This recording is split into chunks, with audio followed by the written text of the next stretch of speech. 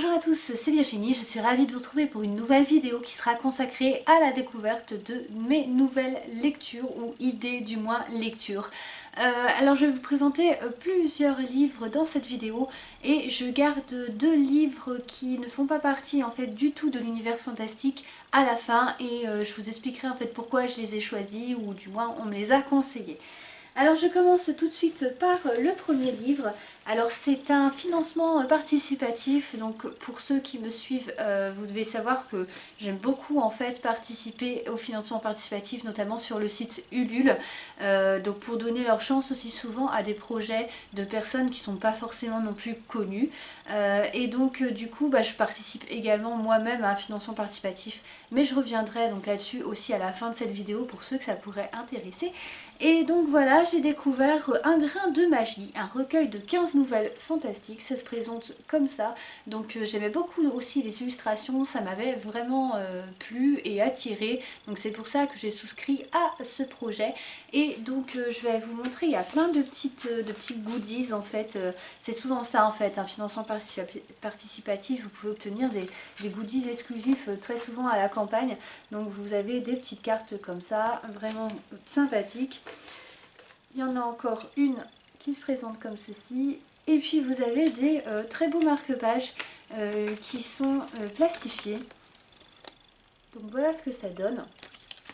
Alors dedans, ce que j'ai cru comprendre, donc voilà, ce sont des nouvelles qui parlent donc de fantastique. Donc on a un petit livre aussi dédicacé, une petite dédicace de l'auteur.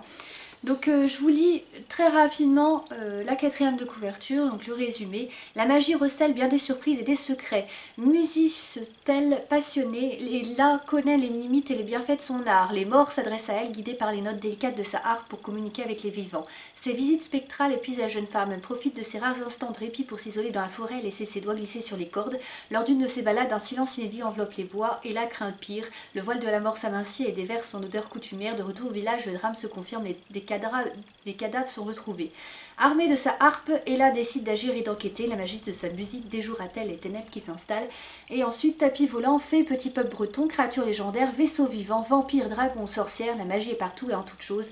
Dans ce recueil embarqué pour 15 histoires courtes, tout empli de magie et de mystère, chacune s'ancre dans un univers indépendant sublimé par le talent de l'illustratrice Laura Ournac. Donc voilà, ça a l'air prometteur. Ça change aussi de ce que j'ai l'habitude de lire, en fait, de lire parfois un petit peu des recueils de nouvelles avec des histoires courtes. Donc c'est, je pense, une bonne lecture aussi en perspective. Je vous dirai bien sûr, comme d'habitude, ce que j'en aurais pensé quand je l'aurais lu. Alors ensuite là, je vais vous montrer un pavé, franchement énorme, 1000 pages au moins, voire un peu plus. Là, je vous avais montré en fait déjà, donc là aussi c'est un financement participatif que j'ai acquéri donc sur le site également Ulule. Je vous avais montré donc un autre livre de cet auteur, ce qui s'appelait Loquettes.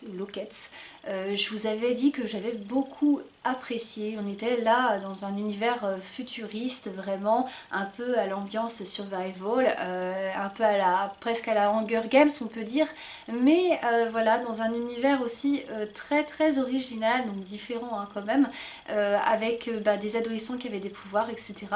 Donc là, avec Ménestrel, l'auteur nous propose en fait un tout autre univers qui comporte aussi des illustrations en fait dans ce beau livre qui est super aussi et rend très bien en fait dans une bibliothèque.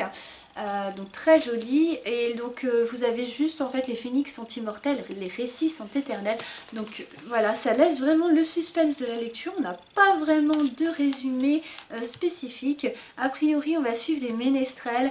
Alors c'est des êtres, je pense, genre, je me demande s'ils vivent pas dans un univers soit parallèle au nôtre ou quoi, et ils ont des pouvoirs magiques a priori. Et donc il y a toute une aventure, donc voilà, des petits goodies aussi qui faisaient partie de ce livre là. Et je vais vous montrer donc les fameuses illustrations. Et ce qui est super top, c'est que l'auteur a l'habitude en fait de faire rentrer ses lecteurs vraiment dans son livre.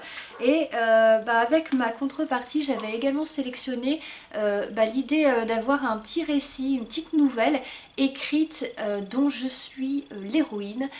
Donc je lui ai donné des choses sur moi, sur ma personnalité, sur ce que j'aimais. Et puis elle m'a écrit un petit truc en fait, des petits passages en fait dans son recueil de nouvelles qui fait partie de cet univers là qui sera aussi disponible et qu'elle va m'envoyer.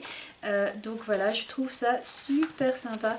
Et là à la fin vous avez des illustrations sur des pages comme ça glacées et qui reprennent les personnages a priori de l'histoire. Donc c'est vraiment super original. Donc voilà, j'ai hâte de découvrir cet autre univers qui semble vraiment encore une fois très original. Donc je vous dirai là encore ce que j'en ai pensé et bien sûr je vous ferai un topo du coup sur le résumé réel de l'histoire puisque là il n'y a rien trop qui laisse paraître, donc ça laisse vraiment le suspense, la découverte en fait à la lecture. Ensuite, il y en a un que je voulais vous montrer. Je ne sais plus si je l'ai montré dans une autre vidéo, j'avais vraiment le doute. Je voulais quand même, dans le doute, justement, quand même le représenter ou le présenter.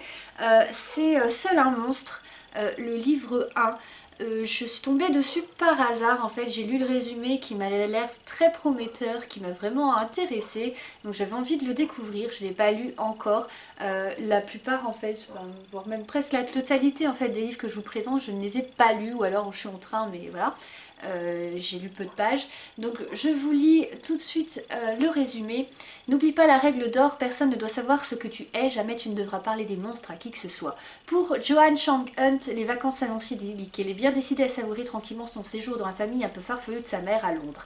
Elle adore son petit boulot au manoir de Holland House, où elle se rapproche peu à peu d'un autre passionné d'histoire, Nick. Mais rien de tout cela n'est en fait un hasard. Quand une nuit, un terrible drame se produit, l'été de la jeune fille vire au cauchemar. Les Hunt ne sont pas simplement de grands excentriques, ce sont des créatures dotées de pouvoirs cachés aussi facilement que terrifiants. L'un des 12 clans qui règnent en secret sur la capitale. Le tueur de monstres des contes de son enfance n'est pas qu'un mythe, il existe bel et bien et ne reculera devant rien pour abattre ce qu'elle aime. Pire encore, c'est Nick, le garçon auquel elle a commencé à s'attacher. Pour sauver les siens d'une mort certaine, Joanne va donc devoir s'allier avec l'héritier d'un clan ennemi, Aaron Olivier, mais surtout il va lui falloir accepter sa véritable nature, car dans l'histoire, le monstre c'est elle. Monde magique dissimulé au milieu d'une autre, voyage dans le temps, famille rivale au pouvoir insoupçonné et âme sœur contrainte de s'affronter.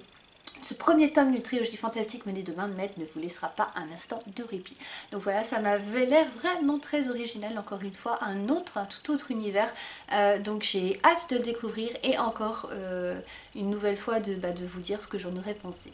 Donc juste avant, vu qu'on reste dans le thème du fantastique, juste avant de vous présenter les deux livres qui sont hors thème pour cette vidéo là, je vais juste vous représenter pour ceux qui ne l'auraient pas déjà vu dans d'autres vidéos, pour ceux qui ne me suivraient pas ou n'auraient pas vu cette vidéo passée là, je vous présente juste mon propre livre à moi en fait, mon bébé, voilà, mon livre fantastique de fantasy épique, La princesse des monts vertigineux. Donc voici le premier tome et grâce au premier contributeur en fait, puisque ce livre fait l'objet d'un financement participatif sur le site justement Ulule dont je vous parlais donc juste avant, je vais vous montrer, puisque je résiste pas à vous montrer la superbe couverture officielle du deuxième tome que m'a faite Mary Book Round, donc je la remercie beaucoup. Donc c'est une illustratrice italienne qui m'a fait ça, donc sur le site Etsy elle propose de superbes couvertures vraiment top. Et donc là il y avait aussi derrière aussi c'est illustré donc je vais vous montrer vraiment ce que donne cette deuxième couverture. Le financement pour ceux que ça pourrait intéresser, le participatif est disponible jusqu'au 10 mars, donc il reste 3 semaines seulement. Et il y a une petite contrepartie contrepartie en fait que j'ai rajouté pour les personnes aussi qui aimeraient, qui voudraient découvrir mon univers, etc. Donc il y a plusieurs contreparties disponibles avec plusieurs goodies différents. Vous pouvez choisir un calendrier avec toutes les illustrations parce que ce sont des livres illustrés. Donc toutes les illustrations qui font partie du deuxième tome dans un calendrier 2023. Vous avez également un collier dragon que vous pouvez rajouter à vos packs selon les packs. Et il y a aussi donc la possibilité de prendre que le tome 1, de prendre que le tome 2, de prendre les deux tomes en même temps avec une réduction forcément si vous prenez les deux en même temps. Ça vous verrez tout ça si toutefois toujours ça vous intéresse sur le site Ulule dont je mettrai le lien en bas de la vidéo et vous verrez tout le détail, le résumé des deux livres, etc. Donc je vous montre juste la contrepartie que je vais rajouter exclusive en fait pour les 3 dernières semaines de la campagne. Donc et si on atteint les 250%, mais alors on espère, voilà, j'espère de tout cœur franchir ces 100% du projet et atteindre même 250%, il y a un palier en fait qui permettra de gagner justement l'un des objets que je vais vous présenter. Donc pour l'un des contributeurs de la campagne. Mais voilà, ce que je vais rajouter, c'est aussi la possibilité de les acquérir par une contrepartie. Ce dont je vous parle en fait, c'est d'acquérir l'un de ces 3 œufs irisés en fait, faits main, des œufs de dragon vernis. Donc voilà, il y a une contrepartie en fait qui sera spéciale pour les avoir et puis avoir l'un des tomes, donc celui que vous souhaitez, soit le tome 1, soit le tome 2. Vous pouvez aussi cumuler des contreparties, hein. Choisir en fait par exemple cette contrepartie avec tome 1 si toutefois vous ne connaissez pas mon univers et avez envie de vous plonger dedans, de découvrir l'aventure, et vous pouvez rajouter aussi le tome 2 si toutefois vous souhaitez avoir les deux en même temps, il n'y a aucun souci. Voilà, si vous avez des questions, n'hésitez pas, c'est avec plaisir que je vous répondrai et que je vous renseignerai. Je vous montre du coup ce que donnait cette deuxième couverture, dont je suis vraiment super contente. Donc voilà ce que donne la couverture du tome 2. Donc voilà. Donc ça c'est sur le projet, et puis là vous pouvez retrouver en fait la couverture complète du projet. Donc voilà, j'espère qu'elle vous plaira, que ça vous donnera envie aussi de découvrir tout ça. Et enfin pour finir cette vidéo, les 2 livres dont je vous parlais qui sont hors thème fantastique. Du coup j'ai une collègue en fait qui aime bien partager avec moi des livres de son style à elle. Elle a plus un style en fait classique, et du coup c'est intéressant aussi de découvrir d'autres choses, d'autres styles, d'autres lectures de temps en temps. Donc je vous avais déjà présenté l'une de ces lectures, enfin un livre qu'elle m'avait prêté dans une autre vidéo, hein, un livre qui était très classique. Et là, à nouveau, en fait, elle m'a prêté Petit suicide entre amis. Donc du coup, à la lecture, je vous avoue, du titre, j'avais un peu peur. Je me dis bon, mais elle m'a dit que c'était très drôle. Alors bon, j'ai hâte du coup de découvrir quand même cette lecture-là, assez atypique, du moins pour moi en tout cas, qui n'est pas trop habitude de lire des livres plus classiques comme celui-ci. Je vous lis quand même le résumé aussi, puis je vous dirai bien sûr ce que j'en aurais aussi pensé quand je l'aurai lu. Songez-vous au suicide, pas de panique, vous n'êtes pas seul. Nous sommes plusieurs à partager les mêmes idées et même un début d'expérience. Écrivez-nous en exposant brièvement vos situations, peut-être pour nous vous aider. Joignez votre nom et adresse, nous vous contacterons. Toutes les infos recueillies seront considérées comme strictement confidentielles et ne seront communiquées à aucun tiers. Pas sérieux, s'abstenir. Veuillez adresser vos réponses poste restant bureau central de Helsinki, nom de code et signons ensemble. Deux suicidaires se retrouvent fortuitement dans une vieille grange où ils souhaitaient partir tranquilles. Entravés dans leur funeste projet, ils se mettent en tête de rassembler d'autres désespérés pour monter une association. Commence alors à bord d'un quart de touristes flambant neuf un périple loufoque mené à train d'enfer des falaises d'océan Arctique jusqu'au cap Saint-Vincent en Portugal pour un saut de l'ange final, un récit désopilant doublé d'une réflexion mordante sur le suicide. Donc voilà, apparemment c'est un livre qui a un petit peu deux facettes, une facette aussi triste et forcément voilà ce qu'on peut prêter au suicide terrible, donc à une sorte de facette plutôt tragédie, tragique, et une facette a priori aussi humoristique. Donc j'ai hâte aussi de découvrir comment les deux sont liés ensemble, et puis voir finalement si j'en retire quelque chose, si j'aime cette lecture ou pas. Donc tout ça je vous le partagerai avec plaisir quand j'aurai lu. Et ensuite un livre que je suis en train de lire, que j'ai trouvé vraiment très intéressant. Alors là on va plus toucher à quelque chose que je n'aborde jamais dans la chaîne. Là je vais l'aborder du coup par un livre. C'est quelque chose de plus politique, voilà. Alors c'est pas un livre d'un personnage politique hein, du tout pourtant, mais en fait on va parler ici de Covid-19. Donc du coup c'est quelque chose qui a fait forcément beaucoup parler, qui a été très présent dans l'actualité il n'y a pas si longtemps que cela, qu'il l'est toujours des fois, un petit peu parfois. Et du coup là vous avez un statisticien qui a fait une grande étude sur, donc il y a plein de chiffres, ça va aussi, ça touche le confinement, ça touche toutes les infos qui ont été données pendant cette période-là, ça touche aussi jusqu'aux vaccins qui ont été faits. Donc en fait voilà, ça touche plein de choses sur ce phénomène, enfin on va dire comme ça, un peu ce phénomène entre guillemets de société, je sais pas si on peut appeler ça comme ça, mais voilà.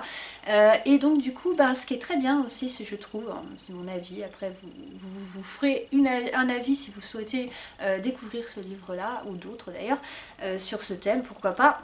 Et donc ce que j'aime bien, c'est qu'en fait l'auteur forcément il va prendre quand même position parce que les chiffres parlent, du moins pour lui, du moins les chiffres qu'il a mis en œuvre et qu'il a exploité, mais il défie en fait quiconque, des gens matheux ou non d'ailleurs, de reprendre ces chiffres là parce que tout est sourcé, donc ça c'est vraiment bien.